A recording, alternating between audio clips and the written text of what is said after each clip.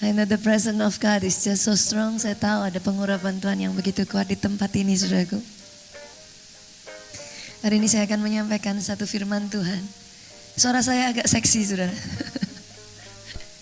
Saya akan menyampaikan satu firman Tuhan, saudaraku. Ketika saudara berbicara tentang yang namanya anointing for dominion, yang satu ini saudara gak pernah bisa lewatkan. Tanpa ada yang satu ini, saudaraku, you're not gonna be able to get there. Itu yang saya sebut sebagai prayer and fasting. Doa puasa, Pak. Doa puasa. Dengar baik ini, saudaraku. Orang Kristen yang tidak berdoa, orang Kristen yang level disiplin doa dan puasanya rendah,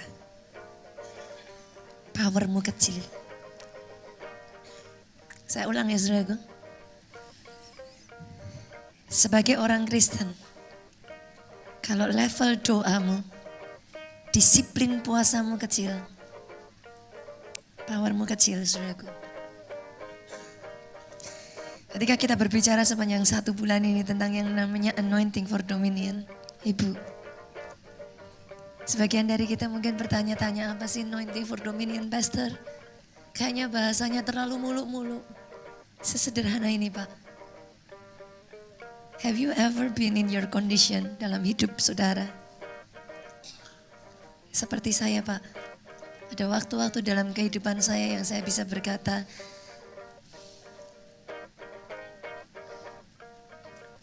if God doesn't help me, I cannot do it anymore.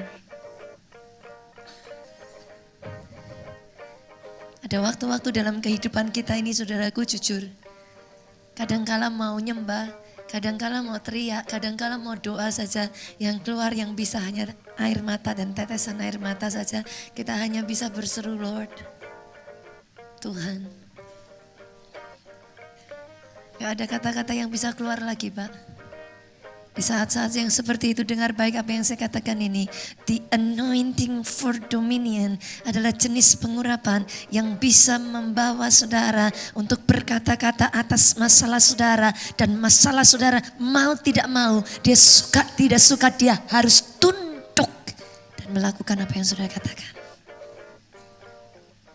But for that to happen, untuk semua itu bisa terjadi, saudaraku, you cannot skip this part.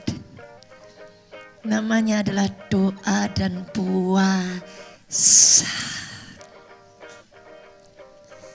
Bahkan, saudaraku, kalau saya boleh katakan, Tuhan yang kita sembah, Yesus Kristus, tahu prinsip yang satu ini.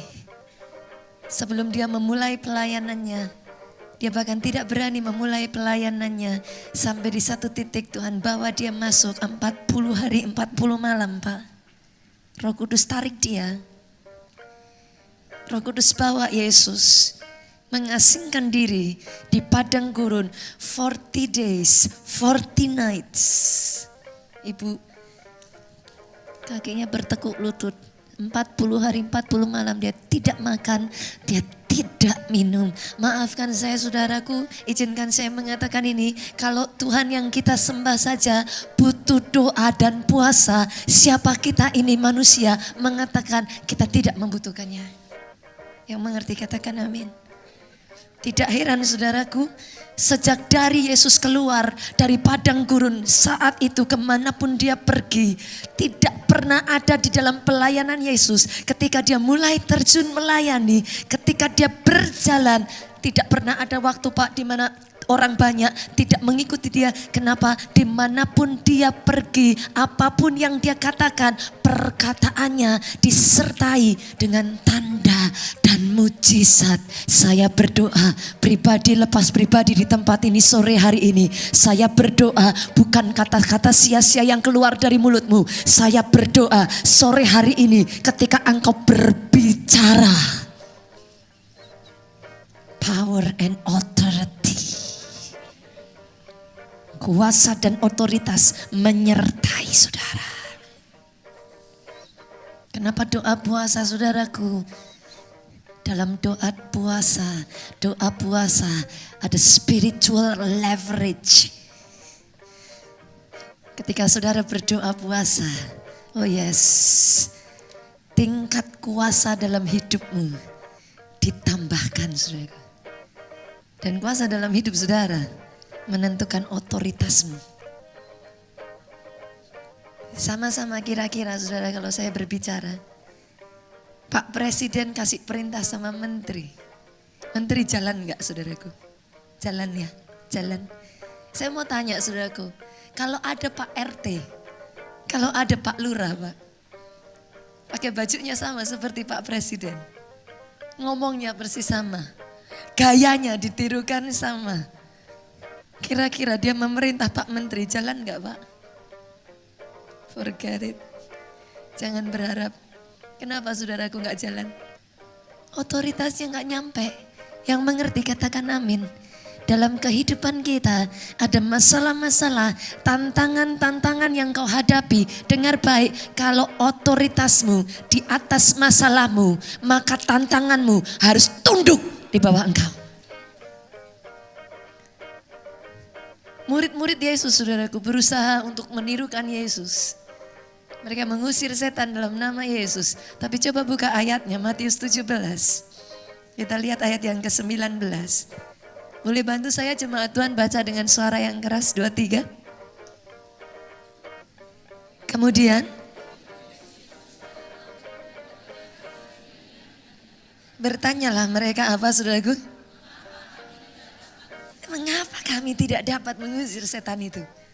Saya bisa bayangkan saudaraku, murid-murid Yesus mungkin sudah tirukan gayanya Yesus. Yang mengerti aminnya yang mantap. Murid-murid Yesus mungkin sudah tirukan intonasinya. Yet nothing happen. Nothing happen.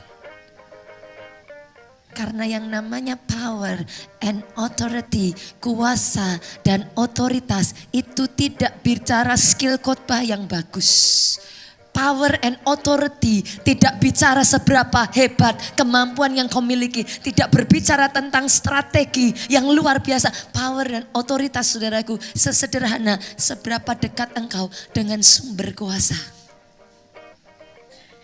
Your connection to the source of power will give you power. Dan tidak pernah ada yang namanya shortcut saudaraku. Yang satu ini hanya bisa kau lakukan dengan doa dan puasa. Itu sebabnya di ayat yang ke-20 apa kata Yesus? Coba baca dengan suara keras 2, 3. Ia berkata kepada mereka apa? Karena kamu kurang percaya. Ya, sederhana Pak. Mujizat-mujizat yang saya tahu terjadi di gereja kita ini saudaraku, bukan terjadi karena orang-orang yang pandai, yang mengerti katakan amin. Yang saya lihat mujizat yang terjadi saudaraku, ada seorang ibu di kota Jogja saudara. Tiba-tiba dapat telepon, ibu ini luar biasa saudaraku, usianya sudah 65 tahun. Kalau saudara satu ketika pergi ke gereja kita di kota Jogja, saudara melihat ada seorang penari tamborin yang sudah ibu-ibu, itu ibu ini. Usianya 65 tahun, masih aktif melayani Tuhan. Berdiri di depan bersama dengan yang muda-muda. Yang muda-muda aja ngeper, saudaraku. Dia masih melayani sampai hari ini. Jadi jemaat gereja kita di kota Jogja sudah belasan tahun, saudaraku. Satu ketika dia mendapat sebuah telepon, saudara. Dia mendapat sebuah telepon dari kakaknya. Satu pemberitaan yang mengejutkan saudaraku, tiba-tiba tanpa ada sebab khusus saudaraku, kakaknya di rumah koma, kolaps saudaraku, koma langsung dilarikan dengan ambulans. Dibawa ke rumah sakit ke Semarang saudaraku, di Semarang. Sampai di rumah sakit didiagnosa dinyatakan saudaraku, penyumbatan jantung 100%. Dokter sudah angkat tangan. Penyumbatan jantung sudah 100% saudaraku. Gak ada harapan, dokter hanya bisa bilang ibu ikhlaskan saja. Panggil keluarga datang, semuanya dipanggil datang karena sudah gak ada pengharapan. Kami tidak bisa melakukan apa-apa lagi. Operasi apapun sudah percuma. Penyumbatan sudah 100%. Posisi bapak ini koma, mau dibawa ke Singapura, mau dibawa kemanapun sudah percuma karena kondisi sudah tidak memungkinkan saudaraku. Ibu ini dari Jogja berangkat ke Semarang, Roh Kudus berbicara dalam hatinya. Dia ibu biasa saudaraku, dia ibu sama seperti saudara yang ada di tempat ini, dia orang yang sederhana. Tapi Roh Kudus berbicara dengan kuat di telinganya dan dia berkata, puaskah kamu hanya dengan duduk di gereja dan mendengarkan firman di setiap hari Minggu? Ini saatnya kamu jadi pelaku firman. Wah, dia kaget saudaraku. Tapi dia tahu itu suara Roh Kudus. Suara itu berbicara semakin kencang. Sangat mudah bagi kamu ngomong amin, haleluya, teriak paling kencang. Tapi ini saatnya kau jadi pelaku firman katanya. Ibu ini merasa, Tuhan apa yang harus saya lakukan? Kondisi sudah tidak memungkinkan 100% penyumbatan. Iya kalau saya tumpang tangan berdoa sembuh. Lah kalau bablas gimana saudaraku? Jujur saudara, secara manusia ibu ini berkata, dia bersaksi. Saya hanya bisa berkata, Tuhan kalau engkau yang berkata-kata, bagianku adalah percaya dan melakukannya seperti perkataanmu. Sampai di Semarang saudaraku. Saudaranya sudah ada di ICCU, saudara tahu kondisi seperti itu sangat terbatas kunjungan yang bisa orang boleh masuk saudara. Tapi karena saudara dia request untuk masuk, diizinkan masuk. Ibu yang sederhana ini saudaraku. Ya, hanya tumpangkan tangan. Sudah tidak bergerak saudara. Tidak ada tanda-tanda memungkinkan untuk bisa bangun kembali. Dia cuma tumpangkan tangan saudaraku dan dia berkata, di dalam nama Yesus, apa yang diajarkan firman Tuhan oleh pendetaku di gereja ini yang dia katakan persis saudaraku. Firman Tuhan berkata, tanda ini akan menyertai orang percaya. Dia tumpang tangan atas si sakit dan si sakit harus sembuh. Dia tumpangkan tangan saudaraku. Dia pulang, nothing happen. Hari yang kedua saudaraku, tiba-tiba dia mendapat sebuah telepon. Dia kaget. Karena dia lihat 024 saudara, Semarang. Deg-degan saudaraku. Hanya 2 kemungkinan. Bablas atau sembuh. Dia terima telepon, dia kaget saudaraku. Dengan suara yang sangat lemah, sekalipun suaranya masih sangat lemah, suara di telepon itu berkata, halo, ini aku. Sekalipun suaranya begitu lemah saudaraku, tapi dia tahu itu adalah suara kakaknya yang terbaring koma, tidak ada pengharapan. Di hari yang kedua itu saudaraku, setelah dia tumpangkan tangannya, kakaknya terlepas dari dokter boleh katakan apapun, di hari yang kedua bangkit kembali saudaraku. Bangun dari komanya. Kalimat pertama yang dikatakan kepada ibu ini, doamu manjur. Aku diberi kesempatan kedua untuk bangun kembali. Boleh saya dengar tepuk tangan yang jauh lebih meriah lagi buat Raja di atas segala raja. Wow. Ibu ini ibu biasa saudaraku. Kalau kita berbicara mujizat yang terjadi di gereja ini saudara, saya melihat orang-orang yang sangat sederhana. Ada seorang anak muda saudaraku. Berbulan-bulan dia sudah keluar dari tempat kerja lamanya, gak dapat pekerjaan. Datang ke gereja kita, kok ya pas datang bulan Januari, firman Tuhan bicara mujizat besar, itu masih oke. Saya tuh kadang suka bercanda sama jemaat saudara. Datang bulan kedua Februari, firman Tuhan bicaranya kemarin apa yang datang saudaraku? Apa? Benih profetik, diajarkan nabur, ngasih persepuluhan, ngasih janji iman. Saya udah geli sudah. Saya kalau lihat jemaat baru kayak gini saya udah ketawa aja saudaraku. Bertahan gak bertahan nih. Yang mengerti saudaraku, seringkali di gereja itu kalau sudah bicaranya keuangan, tiba-tiba tanduknya keluar semua saudaraku. Jemaat baru ini saudaraku datang, bulan Februari dengar firman Tuhan, bicaranya tentang keuangan saudara. Yang saya kaget, orang sederhana saudaraku. Yang saya kaget, dia bukan memutuskan keluar dari gereja. Dia justru memutuskan mendekat. Dia cari full timer gereja kita dan dia bertanya, ajarkan saya apa itu persepuluhan. Ajarkan saya bagaimana kalau saya mau menabur benih profetik. Saudara tahu apa yang dia lakukan, saudaraku? Dia belajar, dia mulai memberikan persepuluhan. Nggak berhenti sampai di situ, saudara. Ini saya untungnya, saudaraku, saya nggak ada bersama dengan dia. Dia datang ke gereja, suara Tuhan berbicara keras dalam hatinya. Tabur, Tuhan taruh jumlah tertentu dalam pemikirannya. Tabur, dia ngomong, Tuhan, ini uang terakhir yang aku punya. Setelah itu, kalau aku nggak dapat pekerjaan, habis sudah. I don't have anything anymore. Tahukah saudara suara itu berkata apa, saudaraku? Ini jiwa baru loh, saudaraku. Jiwa baru. Tapi dia duduk seperti saudara. Dan suara itu terus terngiang-ngiang. Tabur. Dia katakan, Tuhan, aku mau belajar taat. Dia pergi ke ATM, saudaraku.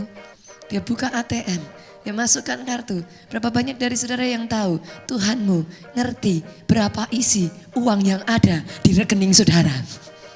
Yang mengerti katakan amin. Jumlah yang disebutkan saudaraku untuk ditabur persis sama dengan jumlah yang tersisa, saudaraku. Itu kalau saya ada di sana, saya langsung ngomong tuh sama orangnya, nak, berhikmat sedikit.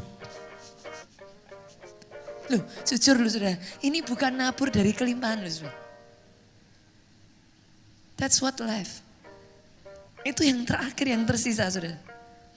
Ketika itu ditaburkan, setelah itu mau makan pakai apa dia udah gak tahu saudara.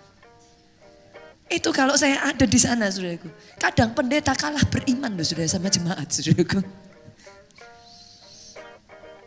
Dia buka saudaraku, dia lihat rekeningnya, dia ketawa saudara. Dia ketawa dan dia katakan, oke Tuhan. Dia taburkan, dia transferkan semuanya saudara. 1 minggu sudah dari sejak dia mentransferkan, dia menabur benih profetik. 1 minggu sejak dari hari itu persis. Tiba-tiba dia ditelepon saudaraku. Ditelepon oleh salah satu perusahaan e-commerce terbesar di Indonesia ini saudaraku. Perusahaan internasional. Dikatakan langsung, kamu diterima. Hari ini juga kamu boleh datang ke kantor.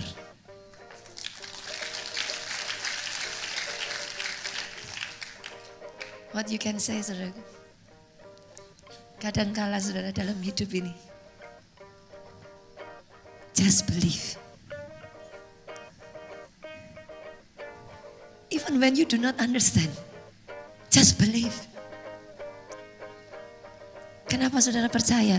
Tahukah saudara, Tuhan yang kau sembah, Dia Bapa yang baik, yang rencananya di dalam Yeremia mengatakan tidak ada satupun rancangannya yang adalah rancangan kecelakaan atas hidupmu. Ketika engkau belajar percaya, Roma 8:28, Allah turut bekerja dalam segala perkara mendatangkan kebaikan. Bagi orang yang mengasihi Dia. Sekalipun apa yang kau pikirkan yang namanya kebaikan tidak seperti yang kau harapkan, dengar baik. Dalam kasus dari anak muda ini, dia tidak pernah mengerti apalagi yang harus dia makan setelah dia transferkan semuanya. Tapi dengar baik saudaraku, dia tahu. Yang mengerti katakan amin yang paling keras. Ada satu anak muda lagi sama persis saudaraku. Ini banyak jiwa baru saudaraku hari-hari ini. Tuhan kirimkan. Ini juga sama, baru. Masuk gereja kita itu bulan Januari. Sama, dengar khotbah yang sama. Great Miracles. Bulan Februari sekali lagi dengar firman Tuhan. Belajar untuk memberi persepuluhan. Belajar untuk menabur saudaraku. 7 bulan saudara bisa bayangkan. Dia ini seorang makelar properti. Makelar properti ibu, kadang kita bisa dapat banyak, kadang benar-benar gak ada apa-apa. Tapi yang satu ini sudah 7 bulan, dari sejak bulan Mei sampai bulan Desember, zero. Dia berhasil menjual 1 pun saudaraku. Zero. Januari datang ke gereja saudaraku, dia dengar firman Tuhan, bulan Februari awal ditantang untuk belajar memberikan persepuluhan. Kita taat saudara, saya tuh takjub loh. Bolehkah saya mengapresiasi setiap jemaat keluarga Allah di tempat ini? Saya bangga jemaat keluarga Allah adalah jemaat yang radikal, jemaat yang menyala-nyala di dalam Tuhan, dan jemaat yang benar-benar belajar mengikuti tuntunan Tuhan. Tepuk tangannya boleh yang paling meriah buat Yesus Tuhan kita. Dia melangkah saudaraku, belajar memberikan persepuluhan dengan kondisi yang ada.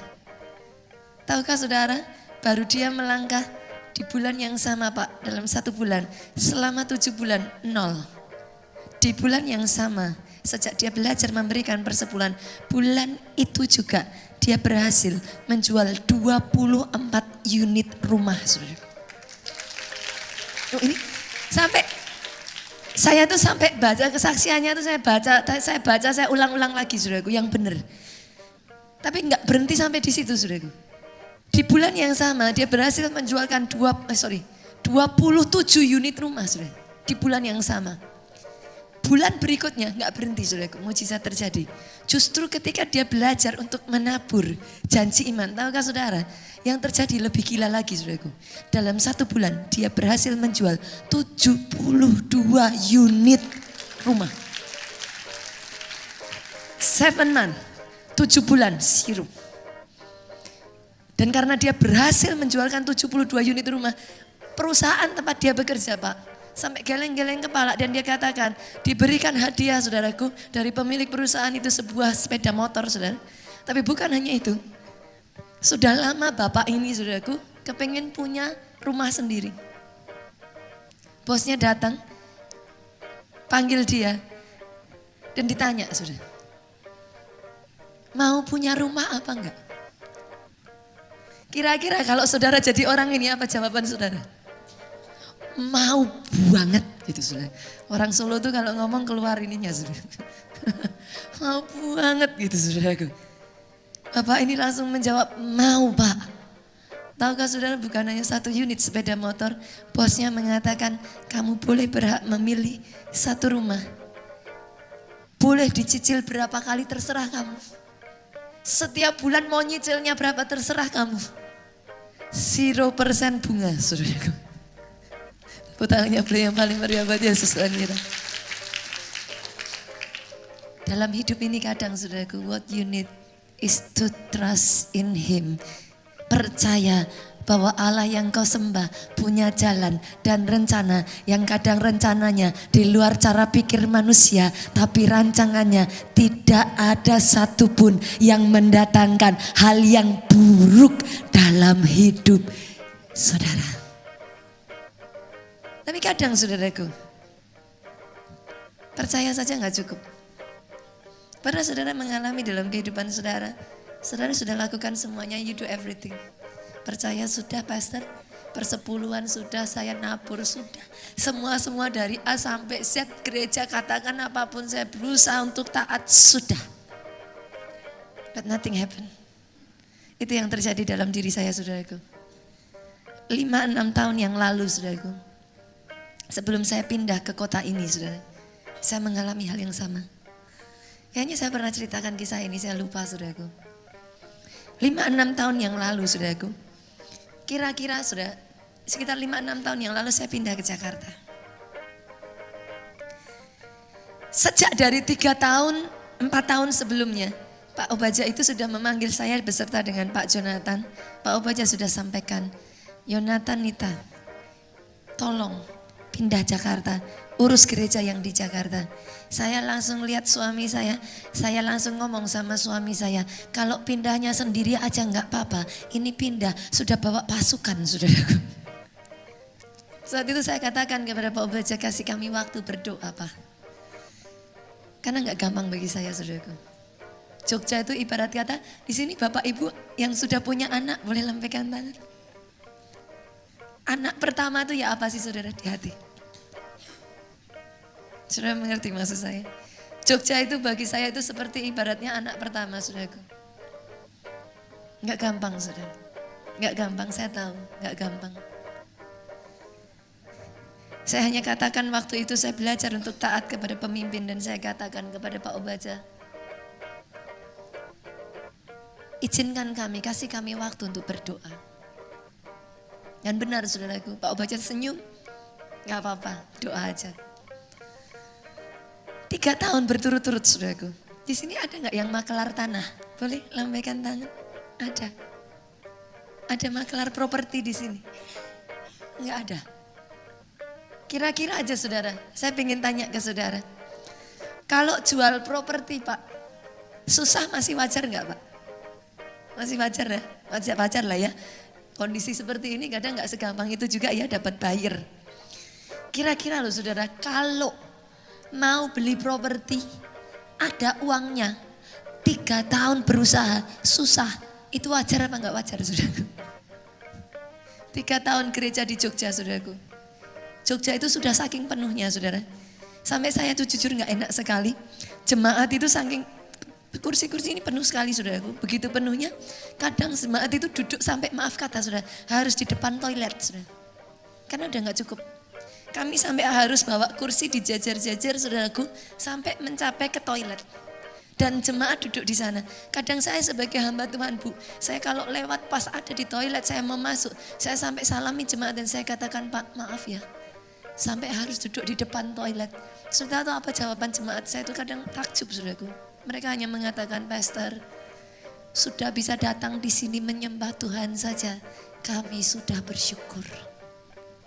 Kadang kalau saya dengar jawaban seperti itu di hati tambah gak enak lagi saudaraku. Saya tuh sampai ngomong Tuhan ya ampun tempat sudah gak cukup. Kasih kami tempat Tuhan. 3 tahun loh Pak. Kami cari tempat. Bukan cuma mau beli saudaraku. Sewa juga oke. Yang mana aja oke. 3 tahun. Berpuluh-puluh kali. Sudah sampai datang di depan notaris tinggal erek tanda tangan. Ada aja gak tahu gimana caranya cancel saudara. 3 tahun. Semua jalan kami di Jogja ditutup oleh Tuhan saudara. Sampai akhirnya Pak Jonathan, lah mau ya apalagi saudara, hari Minggu sudah 5 kali ibadah, ini tempat udah gak cukup, ya sudahlah buka ibadah ke-6 hari Sabtu saudaraku. Saudara kalau di Jogja itu ibadahnya 6, hari Sabtu ada ibadah. Kami antar full timer sampai bercandaan, wah ini kalau gak cepat-cepat dikasih Tuhan tempat, ini bisa-bisa Pak Jonathan suruh buka ibadah ke-7 hari Jumat gitu saudaraku. Lama-lama mana hari Minggu, mana hari Jumat, hari Senin, hari Kamis gak tahu gitu saudaraku.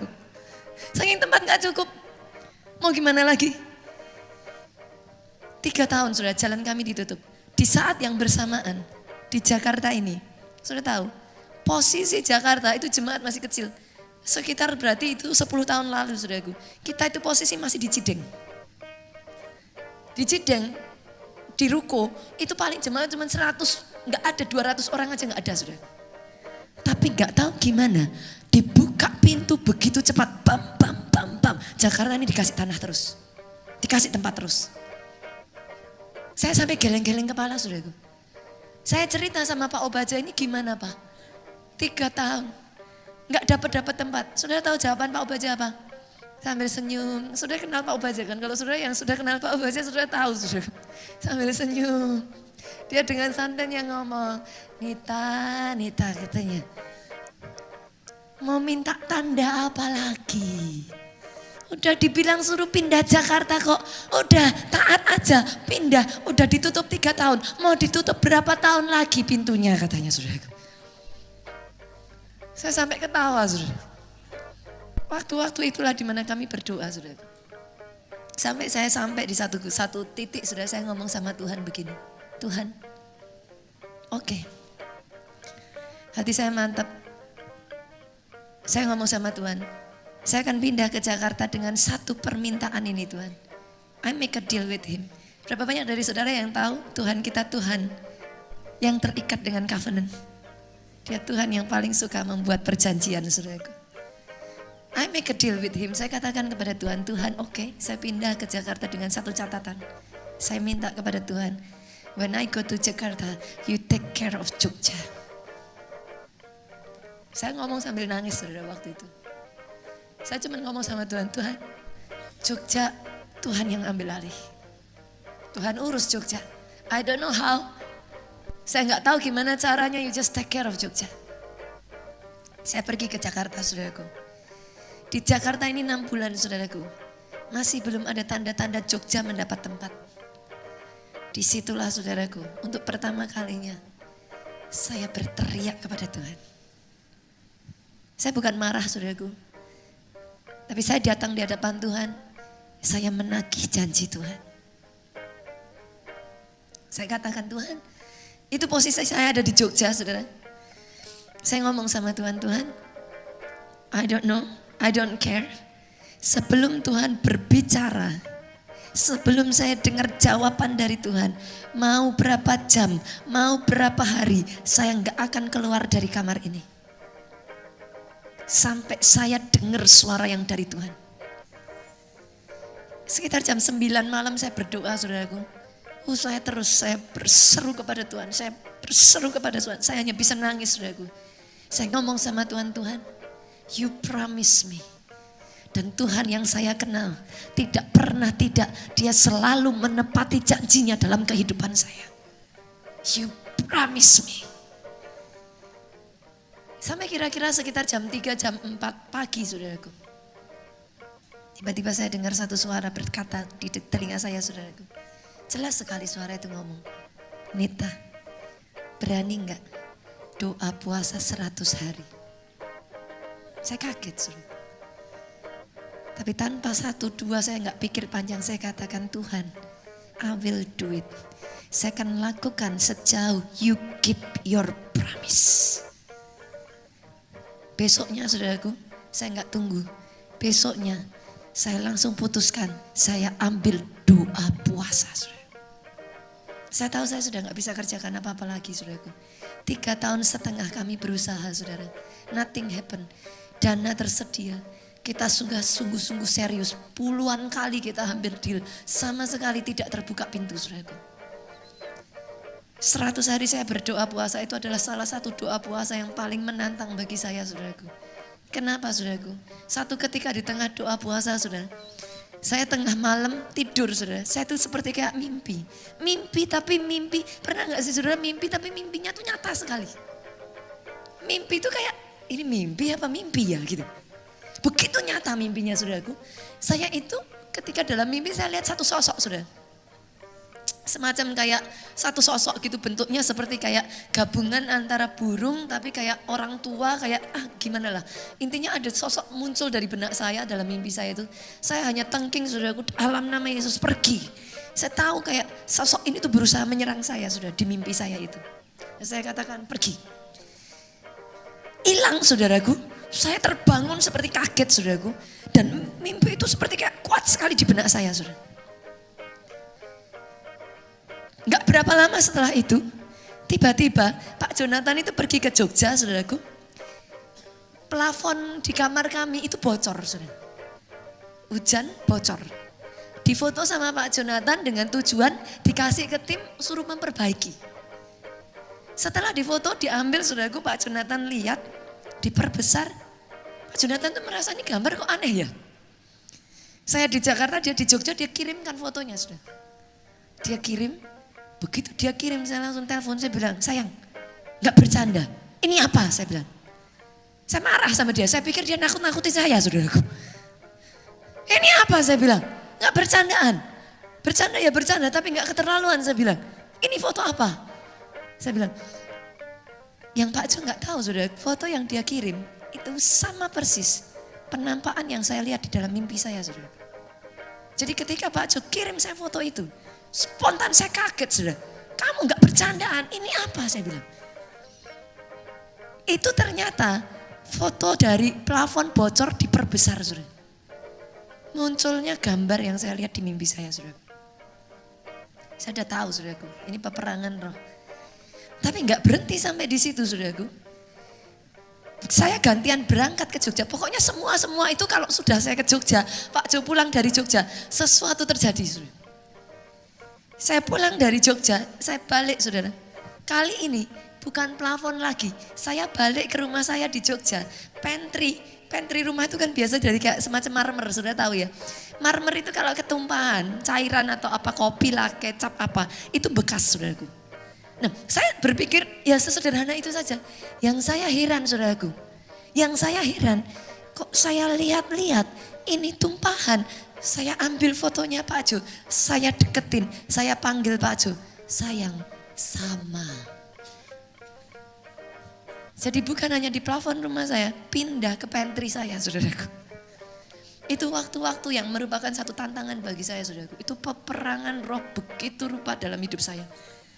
Nggak jarang, saudaraku, malam hari gitu tiba-tiba saya bisa lihat satu sosok. Saya tahu saya sedang diserang, saudaraku. Rumah kami di Jogja itu sering kami datang, nggak pernah sebelumnya seperti itu. Masuk rumah, saudara, baunya udah kemenyan, saudara. Baru masuk nggak apa-apa, saudaraku, cuman masuk aja, saudaraku. Ini di sini sudah bulu kuduk berdiri semua. Saya sampai bilang kurang ajar, pergi kamu, ini rumah saya bilang, saudaraku. Itu peperangan begitu rupa, saudaraku. Setiap saya pulang dari Jogja, pasti sesuatu terjadi. Pak Ju pergi ke Jogja, pasti sesuatu terjadi. Dan itu terus berlangsung, saudara. Sampai kalau saya nggak salah hari ke-50 sekian, saudara. Tiba-tiba Pak Ju telepon saya posisi di Solo. Pak Ju ngomong sama saya seperti ini, sayang, berdoa. Kenapa? Ini siang hari ini, saya ketemu, kita akan ketemuan dengan owner dari JCM, tempat yang kita pakai sekarang, saudara. Siang ini kita akan ketemuan. Begitu Pak Jo ngomong seperti itu, saya nggak tahu gimana, saudaraku. Air mata menetes. Dari mata saya air mata menetes. Saya tahu dalam hati saya berkata, yes, Tuhan sudah menjawab doa saya. Malam harinya, saudaraku, saya ditelepon Pak Jonathan. Dia hanya katakan sepatah kata aja, saudaraku. Satu kata aja, saudara. Saya sudah tahu. Dia cuma berkata seperti ini, sayang, haleluya, katanya. Hari itu langsung tanda tangan deal, saudaraku. Kita diberi tempat di JCM. Tempat yang tadinya nggak ada. Dari pihak mall hanya berkata, gereja butuh berapa meter, kami sediakan. Kita jawabnya juga nggak tanggung-tanggung, saudaraku. Saat itu kami jawab, mall bisa sediakan berapa meter, kami ambil. Karena udah gak ada tempat, saudaraku. Tapi itu luasan yang terbesar lebih dari tempat ini, saudaraku. The Star itu, saudara. Kira-kira mungkin muat lebih dari 2000-an orang lah. Tempat ibadah di Jogja itu, saudaraku. Dengar baik, saudara. Dalam kehidupan kita, when you face, ketika saudara menghadapi pintu tertutup, naik ke atas. Ayat 21 Matius 17, coba kita lihat bersama-sama. Lihat bersama-sama. Boleh dibaca yuk, 2, 3. Sini. Tidak dapat diusir dengan doa puasa. Ada jenis masalah yang tidak bisa diusir dari keluargamu kecuali dengan doa puasa. Ada jenis tantangan yang tidak bisa dihancurkan dari hidup saudara kecuali dengan doa puasa. Level doa puasa itu akan membawa engkau naik pada level kuasa yang lebih tinggi. Level kuasa yang lebih tinggi mendatangkan otoritas untuk saudara memerintah atas masalahmu. Yang mengerti, boleh saya dengar aminnya yang paling keras dari tempat ini. Tepuk tangan boleh yang paling meriah buat Yesus, Tuhan kita. Pertanyaannya sekarang, saudara, kalau kita sudah ngerti yang namanya puasa itu penting. Gimana sih cara puasa yang benar? Coba senggol kiri kanan, katakan, Pak, puasa. Puasa. Ayo puasa. Gereja kita nanti tanggal 21 April akan dimulai 40 hari puasa. Kasih salam sekali lagi. Kamu juga puasa. Ini yang saya tantang, saudara. Kasih salam lagi sekali lagi kiri kanannya, katakan, aku aja puasa kok. Ini tiba-tiba semua pada. Yang pertama, saudaraku, yang pertama. Bagaimana puasa yang benar? Yang pertama, doa dan puasa yang disertai dengan kekudusan. Apa yang dimaksud? Yang satu ini saudara gak bisa main-main. Kekudusan itu faktor yang menentukan akses kuasa itu dibuka atau ditutup. Kekudusan.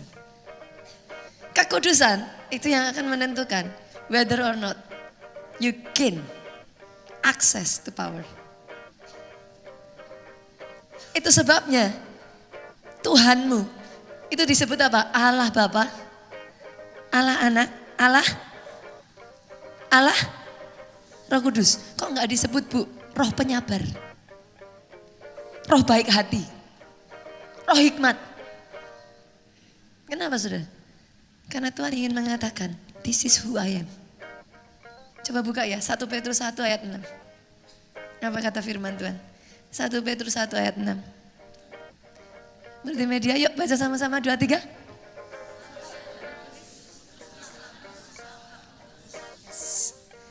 Doa puasa yang tidak disertai kekudusan, percuma. Percuma, saudara. Lebih baik gak usah doa puasa. Kenapa? Ketika saudara berdoa puasa, hanya ketika saudara menjaga kekudusan hidupmu, you can access power. Otherwise, useless. Apa yang Tuhan mau? Coba lihat saudara. Ibrani 1 ayat yang ke-9. Ibrani 1 ayat yang ke-9. Baca sama-sama ya, bantu saya. Suara saya sudah semakin seksi saudara. 2, 3, yuk. Engkau mencintai keadilan dan membenci kefasikan. Sebab itu Allahmu telah mengurapi engkau dengan minyak sebagai tanda kesukaan melebihi teman-teman sekutumu. Bolehkah saya ubah kata-kata di sini sebagai ini saudaraku? Engkau mencintai keadilan, engkau mencintai kekudusan dan membenci dosa.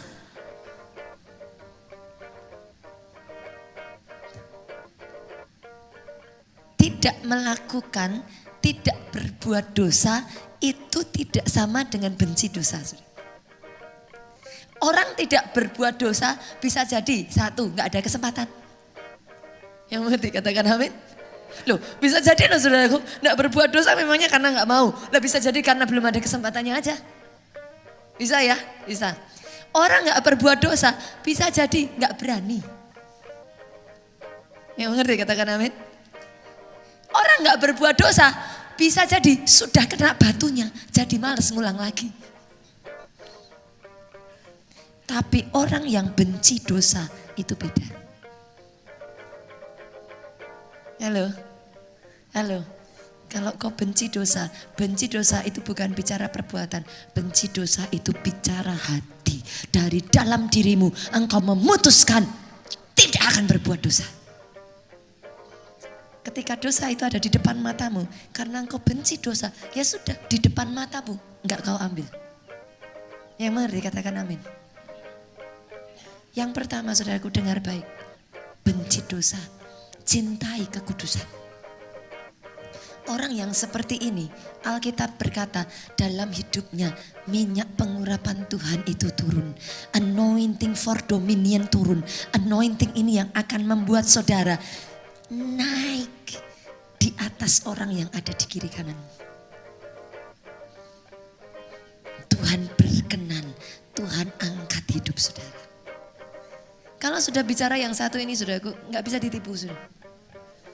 Ini bicaranya udah bukan lagi saudara pakai akal, saudara mau strategi, saudara mau gimana-gimana. No.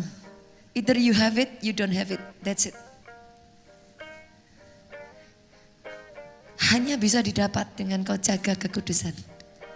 Yang pertama, doa puasa kalau saudara mau gain access to power.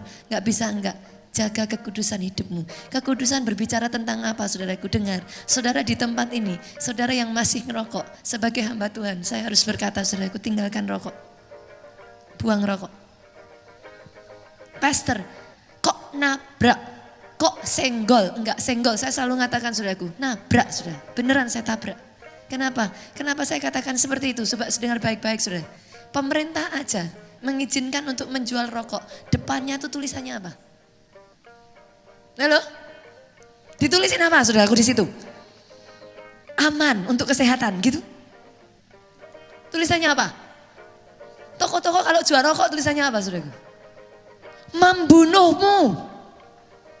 Loh, pertanyaan saya saudaraku, kadang tuh orang Indonesia tuh aneh ya saudara. Saya tuh kadang bertanya-tanya loh, itu bisa dibaca nggak sih saudara? Hah? Loh, gambarannya aja coba saudara lihat. Gambaran rokok itu depannya apa saudara? Saya ada ngeri loh saudaraku. Dikasih gambaran apa sih? Orang terkena kanker, apa itu namanya? Tenggorokan, kanker paru-paru. Kita aja ngelihat gambarnya ngeri kok. Pemerintah aja jualnya ditulisin, membunuhmu. Loh, pertanyaan saya loh, udah ada tulisannya membunuh kok masih dibeli? Halo? Yang mengerti katakan amin. Yang mengerti katakan amin. Allah Roh Kudus tidak bisa turun, tidak bisa bersemayam di baitnya yang tidak kudus. Oh maafkan saya saudaraku. Pastor, kok keras sekali? Oh keras. Keras saudaraku. Kenapa? Orang Kristen, kalau kau berani jadi orang Kristen, sama-sama jadi orang Kristen. Jangan jadi orang Kristen setengah tiang. Kenapa? Kalau kau jadi orang Kristen setengah tiang, engkau akan jadi fokus sumber bulian iblis saudaraku. Orang Kristen yang sudah berani menyatakan dirinya orang Kristen, tapi tidak berani untuk tinggalkan dosa, sama dengan saudara maju perang tanpa semua selengkap senjata peperangan. Saudara. Habis. Saudara itu ibaratnya mengibarkan bendera tinggi-tinggi. Hei, aku di sini, serang aku. Saudara. Bodoh sekali. Kalau saudara sudah berani jadi orang Kristen, tinggalkan dosa. Enggak ada pilihan yang lain. Yang mengerti aminnya yang paling keras. Dari tempat ini aminnya yang paling mantap. Tepuk tangannya yang paling meriah buat Yesus Tuhan kita. Dosa apa lagi saudaraku? Jangan kompromi. Dosa pornografi. Orang boleh enggak lihat. Laptop saudara hati-hati. Zaman sekarang TV itu enggak kepake saudara. Di rumah saya TV itu enggak pernah. TV itu di rumah saya cuma pajangan saudara. Di sini siapa yang masih nonton TV jarang ya? Kebanyakan sekarang nontonnya apa? Loh, hanya di genggaman tangan saudara. Kan? Kita udah gak perlu lagi nonton TV, gak perlu lagi kemana-mana. Sudah tinggal ngambil di genggaman tangan. Hati-hati apa yang saudara lihat. Jaga kekudusanmu. Pornografi buang jauh-jauh. Yang berikutnya lagi apa? Pastor saya enggak kok yang begituan. Saya enggak rokok, saya enggak narkoba, saya enggak pornografi. Oke, that's good saudaraku. Dengar baik-baik yang satu ini. Jangan simpan kebencian. Bedanya apa sudah? Itu secara rohani sama seperti ngerokok. Saya tulis di sana, membunuhmu saudaraku. Yang mengerti katakan amin. Jangan simpan sakit hati. Jangan simpan akar pahit. Jangan simpan dendam saudaraku. Kenapa saya katakan demikian? Alkitab mengatakan, bukan saya yang ngomong. Alkitab mengatakan, kalau engkau tidak mengampuni, maka Bapamu di surga tidak mengampuni engkau. No choice. Jadi yang pertama, hidup dalam kekudusan. Yang kedua, bagaimana puasa yang benar? Puasa dalam roh. Nah ini sudah. Ternyata puasa itu ada dua jenis.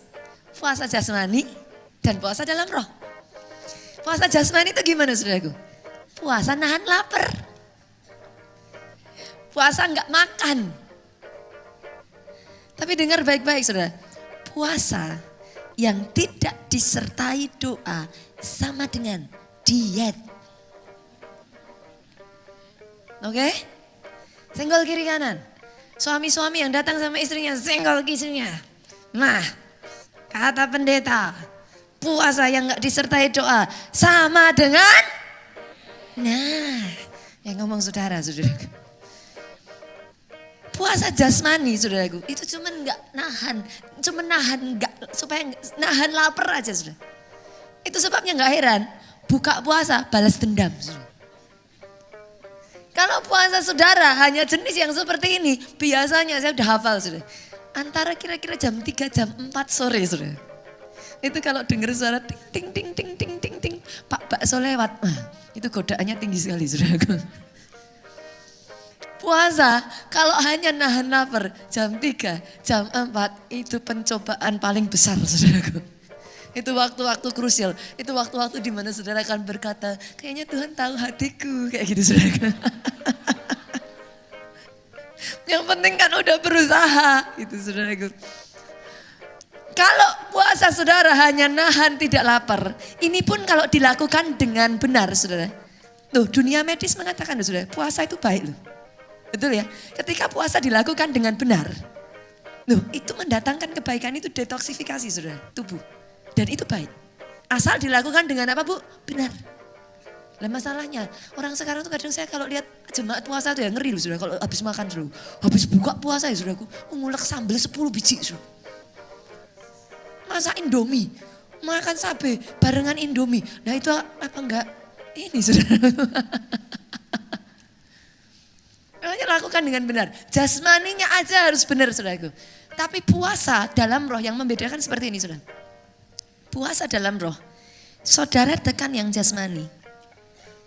Segala sesuatu yang rohani kau tingkatkan.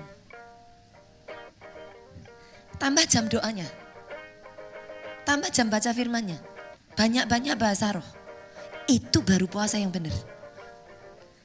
Jangan puasa, cuma nahan gak makan. Habis itu doanya gak ada, malah jam nontonnya ditambah saudara. Bahkan saya tantang saudara. Kalau puasa saudara benar, saya tantang yang satu ini. Saudara coba. Pada saat saudara puasa, bukan cuma nahan lapar saudara. Tekan lapar. Maksudnya yang jasmaninya ini ditekan, dikecilkan saudaraku. Setelah itu saya tantang tambahan. Bukan cuma gak makan. Coba saudara pantang hal-hal yang saudara suka. Apa yang saudara suka? Terserah. Itu sangat bagus sekali. Saudara di sini zaman sekarang tuh kalau nonton sukanya nonton apa? Kayaknya telenovelnya udah ketinggalan zaman ya. Udah gak ada telenovel. Sekarang sukanya nonton film Korea. Nah, coba kalau saudara puasa, tantang diri saudara sendiri. Biasanya sehari kalau nonton film Korea 2 jam, 3 jam, 4 jam, 5 jam, 6 jam, 7 jam. Kalau gak ikut besok kerja, gak ditutup itu saudara. Saya tantang saudara, saya tantang. Sambil puasa saudara nahan lapar. Saudara makin banyak waktu berdoa. Mulai pangkas waktu jam nonton. Saya dulu pernah saudara, Dasar saya orangnya suka shopping saudara. Saya pernah satu ketika saudaraku. Tuhan tuh tantang gak susah-susah saudara. Loh tiap orang kan beda-beda saudaraku. Tiap orang beda-beda. Tuhan tantangnya itu gak susah-susah. Saya disuruh puasa, tapi Tuhan ngomong 1 bulan gak boleh shopping sama sekali. Loh bagi orang yang gak doyan shopping, bapak-bapak kayak suami saya gitu saudaraku. Tuhan bicara gak boleh shopping, haleluya saudaraku. Suami saya itu kalau diajak shopping paling gak enak saudaraku. Kalau diajak shopping Pak Jonathan itu ya saudaraku, dia itu baik sekali saudara, sangat sayang. Setiap kali saya mau pergi, dia selalu katakan, udah sini, ditemenin saudara. Tapi justru karena ditemenin saya jadi sungkan beli saudaraku. Jadi kalau bawa Pak Jonathan saudaraku, shopping itu bukannya ditemenin saya merasa tenang sudah. Ditemenin, lah karena setiap ditanya ini sama ini bagus mana. Gak ada yang bagus dua-duanya katanya saudaraku. Langsung nafsu shoppingnya hilang saudara. Layang saudaraku.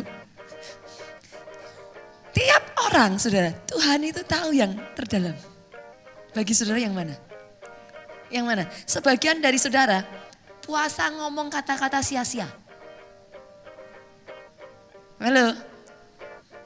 Ketika saudara gak makan, bukan cuma ditambah jam doanya, nih hati-hati nih. Hati-hati. Dikit-dikit ngomong-ngomongnya langsung, dikit-dikit keluar, dikit-dikit kebun binatang, dikit-dikit apa segala macam sudah. Puasa ngomong sia-sia. Saya tantang sudah. Kalau saudara lakukan yang satu ini, saya jamin. Sebagian banyak dari antara jemaat Tuhan tanya sama saya seperti ini, Pastor, gimana sih cara dengar suara Tuhan? Saudara tahu, mau tahu cara cepat dengar suara Tuhan? Oh gampang sudah. Gampang, saya kasih jalan. Puasa 40 hari. Jangan nonton TV. Jangan yang lain-lain yang gak berguna saudaraku. 40 hari puasanya sampai jam 6 sore. Tekan banyain doanya. Banyain baca firmannya. Banyain bahasa roh. Nanti kalau selesai 40 hari saudara belum bisa dengar suara Tuhan, datang ke saya saudara. Loh beneran? Beneran. Karena ketika saudara sungguh-sungguh ditutup semua yang ini. Dengar suara Tuhan itu sama seperti saudara dengar suara orang yang sudah dekat dengan saudaraku. Kalau yang saudara isi terus, saya tanya, di sini ada yang udah punya pasangan belum? Yang belum, maksudnya belum menikah, udah punya pacar, boleh lambaikan tangan. Oke. Saya tanya, yang punya pacar Sarah, saya tanya, kalau Indra telepon, kamu ngerti nggak itu Indra? Yakin? Kamu yakin suaranya itu Indra? Bukan suaranya misalkan Pak Jeffrey. Bukan suaranya siapa lagi di sini? Mungkin siapa saudaraku? Pak Chandra gitu. Kok kamu bisa tahu kalau itu Indra? Karena setiap saat, setiap hari, setiap waktu dengar suaranya terus Pak. Gimana mungkin gak kenal suaranya? Yang mengerti katakan amin. Kalau Kalau yang saudara isi di telinga saudara, ini adalah suaranya Tuhan terus. Baca firmannya Tuhan terus. Gimana nggak kenal suara Tuhan? Kalau yang saudara isi film Korea terus, lama-lama nggak usah belajar bahasa Korea, saudara bisa bahasa Korea. Banyak yang ketawa saudara, banyak yang ketawa. Kenapa? Udah lama-lama saudara nggak ngerti bahasanya aja, tiba-tiba saudara udah bilang annyeonghaseyo. Loh ya benar kan saudara? Kan? Apa yang saudara dengar terus? Yang saudara masukkan terus? Gimana saudara gak kenal? Nonsen. Orang yang berkata kepada saya, Bunita, gimana dengar suara Tuhan? Kunci dirimu 40 hari. Doa puasa. Jangan dengar yang lain-lain. Matikan televisimu, matikan laptopmu. Handphonemu jangan dipakai untuk nonton segala macamnya. Fokuskan pada Tuhan. Baca firman terus. Kalau saudara gak bisa dengar suara Tuhan, datang ke saya. Yang mengerti katakan amin. Yang mengerti katakan amin. Jadi dengar suara Tuhan itu bukan bisa, tidak bisa. Dengar suara Tuhan mau atau tidak mau. Kunci mati kan sekarang saudaraku. Senggol kiri kanan. Tuh kan mau atau enggak mau. Asal saudara mau lakukan itu, enggak mungkin saudara enggak bisa dengar suara Tuhan. Nonsen. Yang kedua, puasa yang benar saudaraku. Berpuasa dalam roh. Bukan hanya jasmani. Yang ketiga, yang terakhir, pemain musik boleh maju ke depan. Yang ketiga, yang terakhir.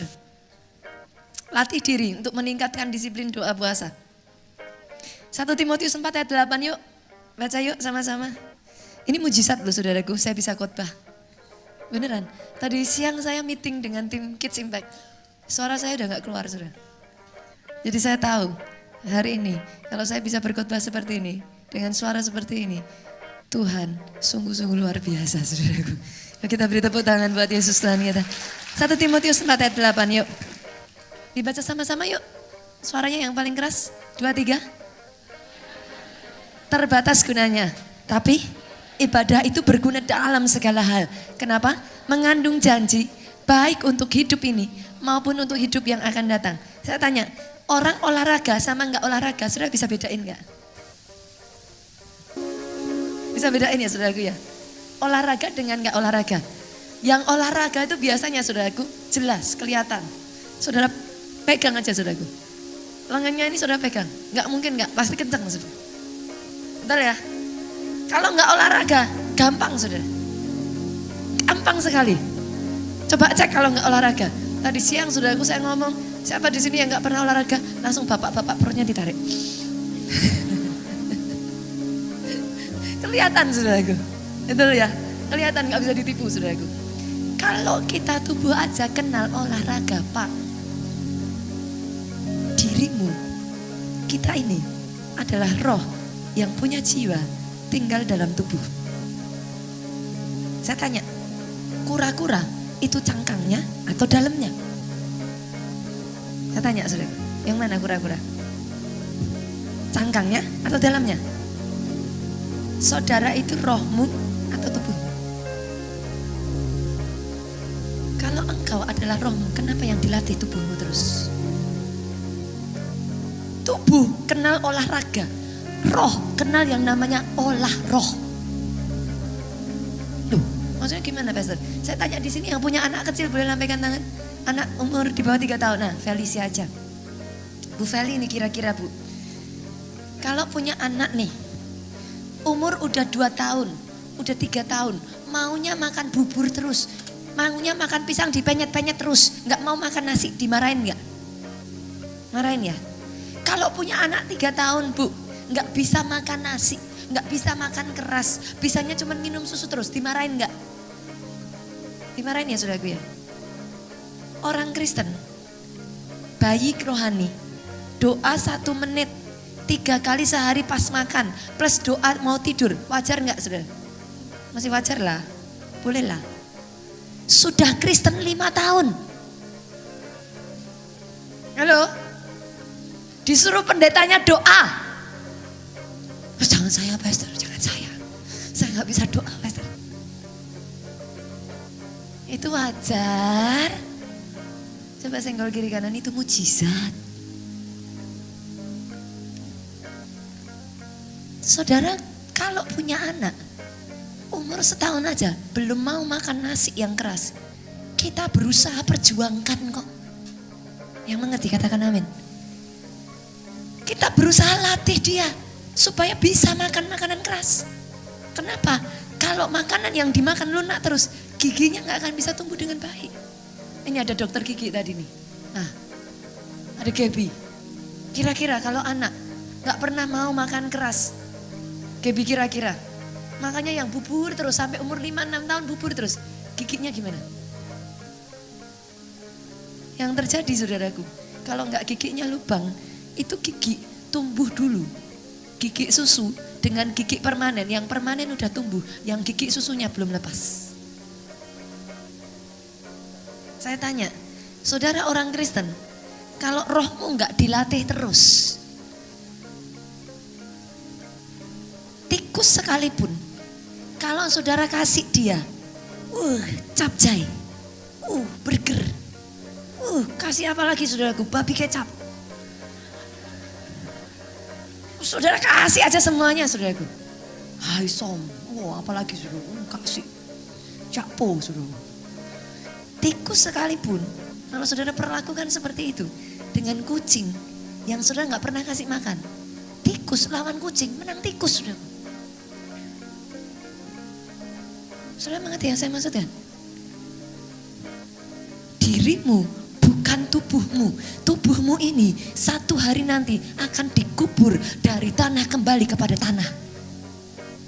Dirimu adalah rohmu, dan rohmu Alkitab berkata berasal dari atas, satu hari nanti pulang kampung halaman.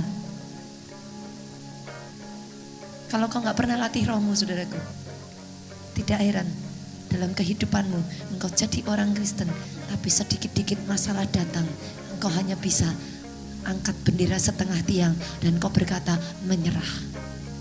Kenapa? Kau gak pernah latih rohmu. Sederhana, jiwa baru oke lah boleh. Sehari doa 3 kali sehari, 1 menit, oke silahkan. Tapi setelah saudara setengah tahun jadi orang Kristen, 1 tahun, naikin dong. Dari 1 menit jadi 5 menit. 5 menit jadi 10 menit bu. 10 menit setengah jam bu. Setengah jam jadi 1 jam. 1 jam sudah bisa 2 jam. Kenapa? Karena pertumbuhan jasmani terbatas, pertumbuhan roh unlimited. Unlimited. Roh gak kenal pak. Misalkan pak, kira-kira pak, anak bapak umur sudah 27 tahun, tambah tinggi terus, bahaya gak pak? Nah ini masuk ke sini gak bisa saudaraku. Gak bisa. Kita, tubuh kita umur 18 udah selesai. 18 sampai 21 tahun sudah selesai. Ya udah setinggi-tinggi itu aja. Saudara mau operasi wajah, hidung ditambah mancung bisa saudara. Mata tambah belok bisa, bibir tambah monyong bisa saudaraku. Tapi operasi tinggi badan gimana caranya saudaraku? Gak ada. Jasmani terbatas. Kita punya limit bu. Tapi rohmu unlimited. Kalau kau latih rohmu, ngadepin masalah saudaraku, doa 1 jam, doa 2 jam, doa 3 jam, puasa, disiplin baca firman, disiplin terus. Tikus sekalipun, kalau kau beri dia makanan-makanan yang bergizi, kucing pun kalah. Saudara bukan hanya tikus. Saudara ini tahukah saudara, engkau ini singa dari Yehuda. Yang ada di dalammu singa dari Yehuda. Itu yang ada di dalammu. Dikasih makan gak saudara? Dikuatkan gak? Diolahragakan gak rohmu? Kalau enggak, saudara hanya jadi orang Kristen yang terus menangis, tunduk di bawah masalahmu. Hari ini saya tantang saudaraku, disiplin doa, puasa, mulai tantang diri saudara, latih diri saudara, jangan jadi kerdil. Manusia rohmu harus jadi giant, harus jadi raksasa, trample on your problem. Bukan waktunya lagi saudara nangis-nangis, bukan waktunya lagi saudara hanya merenungi terus berkutat dengan masalah pribadimu nomor. Ini masalah waktu di mana saudara mulai bangkit saudaraku. Dengar firman Tuhan berkata, bangkitlah sebab terang Tuhan terbit atasmu. Doa saya 2019 ini, the year of great miracle, bukan hanya jadi atas hidupmu, tapi melalui hidupmu engkau membawa mujizat demi mujizat demi mujizat, menjadi pembuat mujizat. Bagi orang yang ada di sekelilingmu, bangkit berdiri jemaat Tuhan.